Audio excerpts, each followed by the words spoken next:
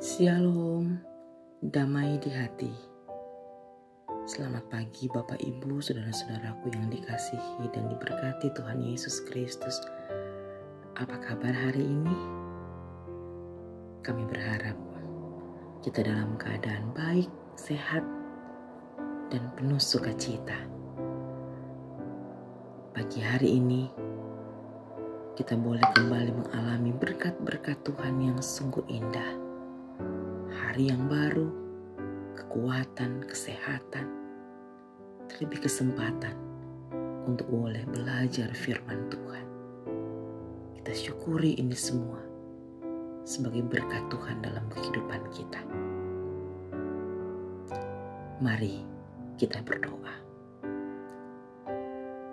Terima kasih Tuhan. Kami sungguh bersyukur kepadamu di pagi ini. Kami diberi kesempatan lagi menikmati hari yang baru, disertai dengan berkat-berkat Tuhan yang berlimpah. Terlebih kesempatan untuk boleh membaca Alkitab serta merenungkan firman. Tuhan tolong kami dalam perenungan firman Tuhan ini. Kiranya kami boleh memahaminya dalam tuntunan kuasa Roh Kudus, dan kami boleh mengaplikasikan itu dalam kehidupan keseharian kami. Bersabdalah buat kami Tuhan. Kami sedia merenungkan firman. Di dalam nama Tuhan Yesus Kristus, firman yang hidup, kami berdoa. Amin. Bacaan Alkitab di hari ini 9 November 2023, Galatia 2 ayat 19. Sebab aku telah mati oleh hukum Taurat untuk hukum Taurat, supaya aku hidup untuk Allah. Aku telah disalibkan dengan Kristus. Demikian bacaan Alkitab dan tema renungan di hari ini, hidup untuk Allah. Saudara-saudaraku yang dikasihi dan diberkati Tuhan Yesus. Hukum Taurat tidak dimaksudkan sebagai seperangkat peraturan untuk ditaati agar memperoleh keselamatan dari Tuhan Allah. Hukum Taurat sebenarnya dimaksudkan menolong, menuntun, menyadarkan orang Yahudi untuk tetap setia, taat akan firman Tuhan dan menempatkan Tuhan Allah sebagai pusat dan sumber kehidupan agar meninggalkan perbuatan dosa. Bagi Paulus, hukum Taurat adalah cermin bahwa semua manusia adalah orang berdosa dan tidak layak di hadapan Tuhan Allah. Sehingga hukum Taurat tidak dapat menyelamatkan seseorang yang berdosa, tetapi sebagai cermin untuk berefleksi dan mengevaluasi diri. Juga hukum Taurat sebagai penuntun untuk membedakan mana yang baik dan mana yang jahat, bukan untuk menyelamatkan. Seperti tertulis dalam Galatia 3 ayat 24. Jadi hukum Taurat adalah penuntun bagi kita sampai Kristus datang, supaya kita dibenarkan karena iman. Beriman kepada Yesus Kristus sebagai bentuk percaya atas kasih karunia Tuhan Allah sebagai jalan keselamatan yang mengubah hidup. Saudara-saudaraku yang dikasihi dan diberkati Tuhan, pada abad pertama Masehi, ketika seseorang berbicara mengenai salib, maka yang dimaksudkan adalah kematian. Hal inilah yang ingin disampaikan oleh Paulus waktu ia menulis tentang orang-orang Kristen yang mengambil bagian dalam salib Yesus Kristus. Mereka harus menerima Yesus sebagai juru selamat dan Tuhan atas seluruh aspek kehidupan dan mematikan kehidupan lama dalam dosa. Nasihat ini yang menjadi penyemangat bagi kita sebagai orang Kristen yang telah menerima anugerah keselamatan dari Allah Bapa di dalam Yesus Kristus, bahwa sesungguhnya Yesus Kristus hidup di dalam kita.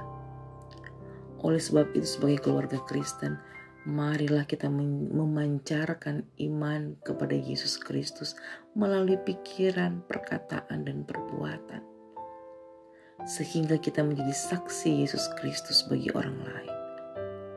Banyak orang Kristen tidak menyadari tujuan mengucapkan percaya pengakuan iman kepada Yesus Kristus.